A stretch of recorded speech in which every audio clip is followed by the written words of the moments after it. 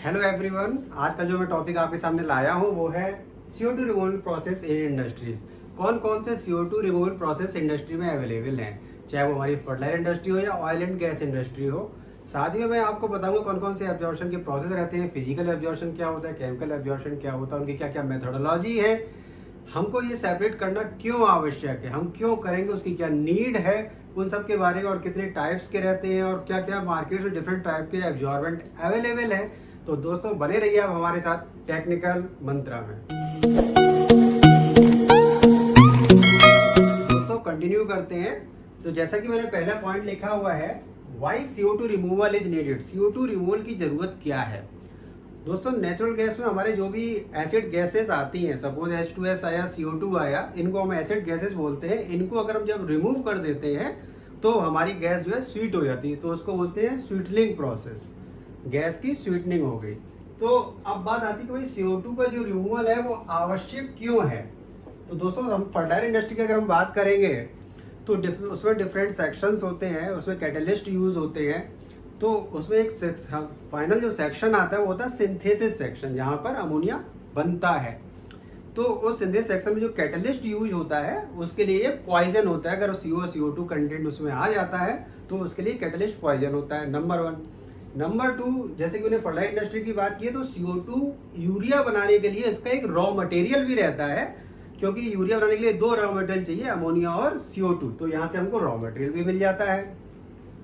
तो ये हो गया कि भाई CO2 जो है, ये तो हमने बात कर ली फर्टिलाइजर इंडस्ट्री की। अगर हम बात करते हैं कि भाई हमारी नेचुरल गैस है, उसमें हम क्रायोजेनिक सेपरेशन आगे कर रहे हैं लिक्विड हाइड्रोकार्बन्स के रूप में, तो वहाँ क्यों जरूरी हो जाता है, बिकॉज CO2 का जो फ्रीजिंग पॉइंट रहता है वो -75 एंड बिलो रहता है।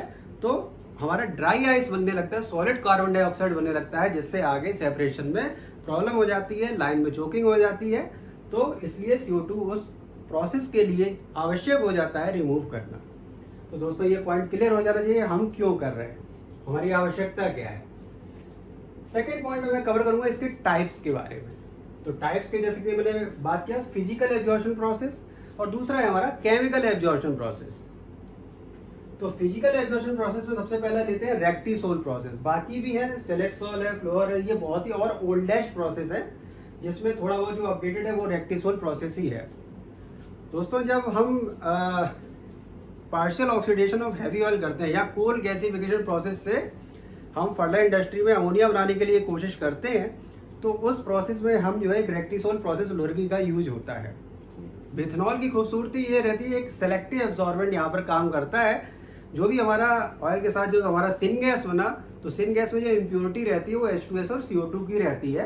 तो ये डिफरेंट टेम्परेचर पे मिथेनॉल डिफरेंट कंपोनेंट को एब्जॉर्ब कर लेता है, इसलिए इसको सेलेक्टिव एब्जॉर्बेंट भी बोलते हैं।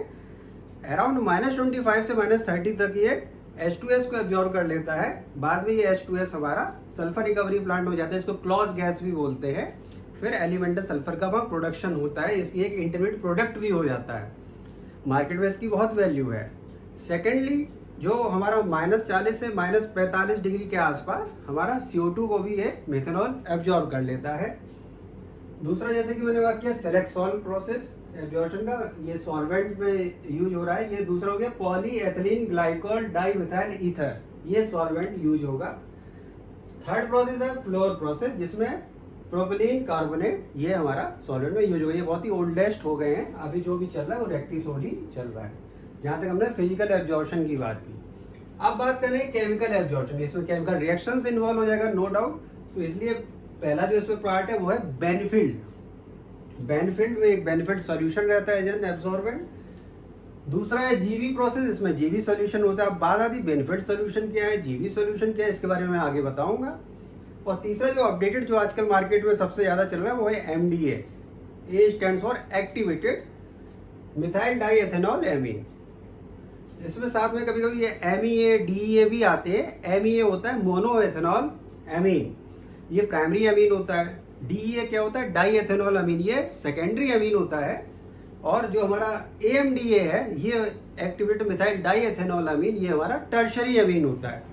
और टर्शरी अमीन की खूबसूरती ये है कि इसमें कार्बामेट का फॉर्मेशन नहीं होता है। जो एम या डी होते हैं उसमें कार्बामेट का फॉर्मेशन हो जाता है, जो कि कोरोसिव रहता है, इसलिए हम प्रीफर करते हैं कि टर्शरी एमीन को, AMDA को।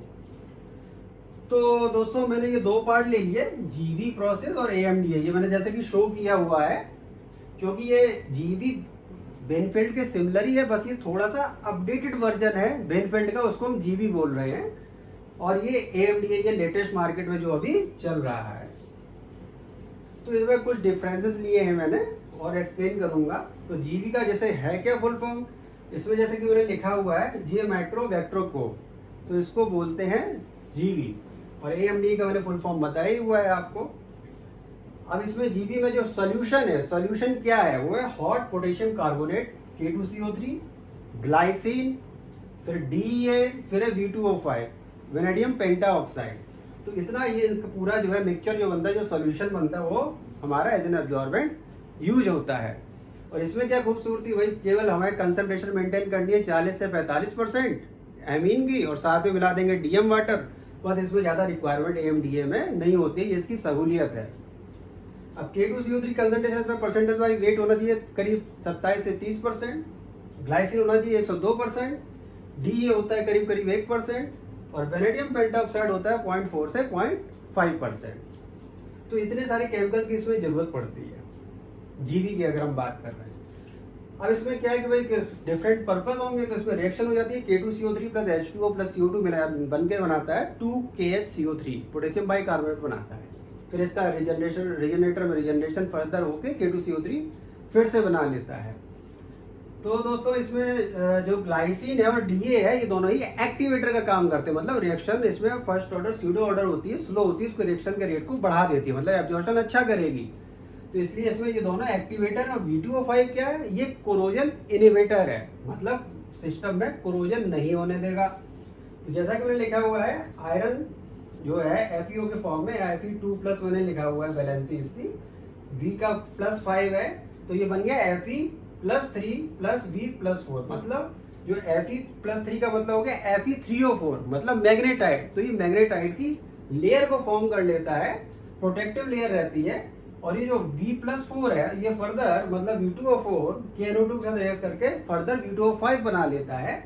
मतलब कहने का ये हुआ हमारा कि ये मेंटेन रहती है, जो पैसिवेशन लेयर है। फर्स्ट में हमारा V2O4 बना, तो V2O4 से फर्दर V2O5 फर्दर रेज्यूम हो गया, तो जो पैसिवेशन लेयर Fe3O4 मैग्नेटाइट की है वो मेंटेन रहती है। तो ये इसका प्लस पॉइंट है। इसमें क्या है, जो जैसे कि मैंने एक्टिवेटर की बात की, इसमें ग्लाइसिन और DA है, तो इसमें एक्टिवेटर क्या है, पिपराजीन, इसको PZ के नाम से शो किया हुआ है। जो पिपराजीन रहता है वो सिलिकॉन बेस्ड कॉम्प्लेक्स कंपाउंड रहता है, जो कि इसमें एज ए एक्टिवेटर काम करता है।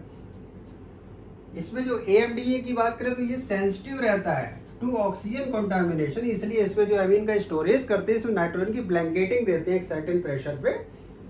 इसमें ऐसी कोई रिक्वायरमेंट नहीं है, इसमें तो और एरेशन और करते हैं ताकि हमारा वेनेडियम ऑक्साइड का ऑक्सीडेशन होता रहे, V2O4 से V2O5 बनता रहे, प्रोटेक्टिव लेयर बने, कोरोजन इनहिबिटर का काम करे।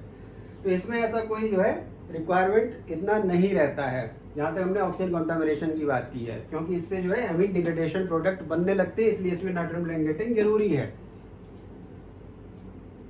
नेक्स्ट जो डिफरेंस है, इसमें रीजनरेशन एनर्जी, मतलब जो फर्दर आपका जो एब्जॉर्बेंट है उसको रीजनरेट करना है फर्दर एब्जॉर्बर के लिए, तो उसमें जो एनर्जी लग रही है तो इसमें लगती है 600 से 625 किलो कैलोरी पर NM³ ऑफ CO2, जबकि AMDA में लगती है करीब करीब 480 से 500 के आसपास किलो कैलोरी पर NM³ ऑफ CO2। मतलब इसमें एनर्जी कम लगती है एब्जॉर्बेंट को रीजनरेट करने के लिए।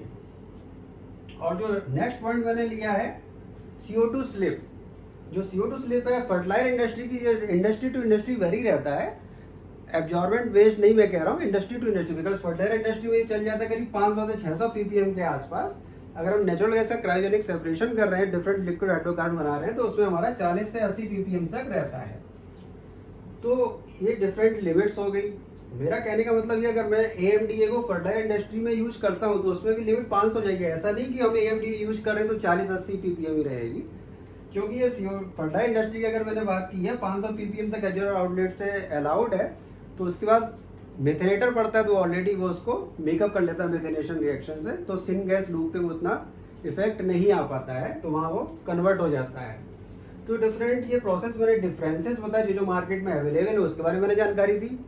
दोस्तों आगे भी मैं बहुत अच्छे अच्छे टॉपिक्स लाऊंगा कि भाई इस एमीन लूप या और सिस्टम है रिजनरेशन का, तो इसमें हमारा कोरोजन कैसे होता है, कोरोजन के क्या क्या कारण होते हैं, इसको हम कैसे रोक सकते हैं, हीट स्टेबल सॉल्ट्स कैसे बन जाते हैं, तो इसके बारे में आगे भी डिस्कस करूंगा। साथ में एमीन का फ्लो हमें कितना रखना चाहिए, इसको एस्पेन सूट के द्वारा कैसे हम डिफाइन करते हैं, क्या कर्व होते हैं, ये मैं आगे भी आपको बहुत सी अच्छी जानकारियां दूंगा। तो दोस्तों अभी के लिए मुझे इजाजत दीजिए। जय हिंद, जय भारत।